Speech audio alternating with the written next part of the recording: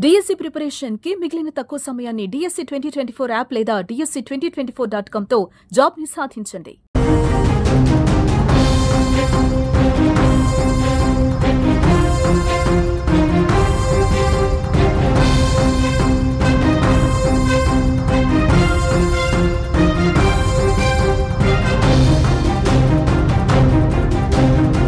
జమ్మూ కశ్మీర్లో కుల్గాంలో ఉగ్రవాదులకు సహాయం చేసిన వ్యక్తి ప్రాణాలు కోల్పోయాడు. భద్రతా దళాల నుంచి తప్పించుకునేందుకు ప్రయత్నించి మరణించాడు. పహల్గాం ఉగ్రదాడి నేపథ్యంలో జమ్మూ కశ్మీర్లో ఉగ్రవాదుల కోసం సైన్యం ముమ్మరంగా గాలింపు కొనసాగుతోంది. వారు దేశం విడిచి పారిపోలేదు, జమ్మూ కశ్మీర్లోనే ఉన్నారని తేలడంతో విస్తృతంగా గాలిస్తున్నారు. అన్ని చోట్ల జల్లెడ పడుతున్నాయి. దజిగాం, కుల్గాం, షోపియాన్, అనంతనాగ్ ప్రాంతాల్లో పహల్గాం చుట్టుపక్కల అడవుల్లో ఉగ్రవాదుల కోసం సైన్యం గాలింపు చర్యలు చేపడుతోంది.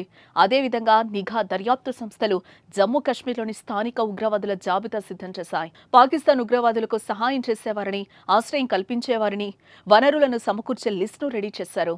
ఆశ్రయం ఇచ్చిన వారి ఇళ్లు నేలమట్టం చేశారు. శనివారం పుల్వామా, కుల్గాంలోని ఉగ్రవాదుల ఇళ్లు ఐఈడీ పెట్టి పేల్చేశారు. ఈ క్రమంలోనే ఉగ్రవాదులకు సాయం చేసిన ఇంతియాజ్ అహ్మద్ మాగ్రే అనే వ్యక్తిని సైనికులు శనివారం అదుపులోకి తీసుకున్నారు. అతన్ని విచారించగా కుల్గాం జిల్లా తంగ్మార్ గడవిలో దాక్కున్న ఉగ్రవాదులకు ఆహారం, ఇతర అవసరాలను అందించినట్టుగా అంగీకరించాడు.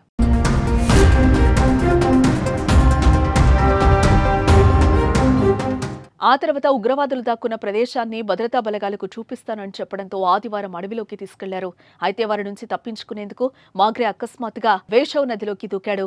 వేషవ్ నదిలోకి దూకి పారిపోవడానికి ప్రయత్నించాడు. కానీ నదిలో ప్రవాహం ఎక్కువగా ఉండడంతో అతను మునిగిపోయాడు. ఈత కొట్టేందుకు ప్రయత్నించిన ఫలితం లేకుండా పోయింది. ముందుగా మాగ్రే మరణంపై తీవ్ర దుమారం రేపింది. ఈ ఘటనపై స్పందించిన జమ్మూ కశ్మీర్ మాజీ సీఎం, పీపుల్స్ డెమోక్రటిక్ పార్టీ నాయకురాలు మెహబూబా మాగ్రే మరణాన్ని తీవ్రంగా ఖండించారు. అతడి మరణానికి సైన్యమే బాధ్యత వహించాలి అన్నట్టు ఆమె సోషల్ మీడియా వేదికగా విమర్శలు చేశారు. కుల్గాం జిల్లాలో మరోసారి నదిలో ఒక మృతదేహం లభించడం తీవ్రమైన అనుమానాలకు దారితీస్తోంది.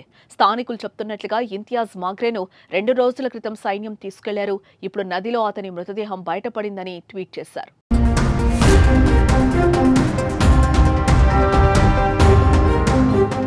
అయితే మాగ్రేనే స్వయంగా నదిలోకి దూకి కొట్టుకుపోయినట్టు వీడియో బయటకు రావడంతో అతడి చావుకు సైన్యం కారణం కాదని తేలిపోయింది. ఆయన తప్పించుకునే దృశ్యాలు కూడా కెమెరాలో రికార్డ్ అయ్యాయి. దూకే సమయానికి ఆయన పక్కన ఎవరూ లేరు. ఇక ఉగ్రవాదుల కోసం డ్రోన్లు, 3D మ్యాపింగ్ సాయాన్ని సైన్యం తీసుకుంటోంది.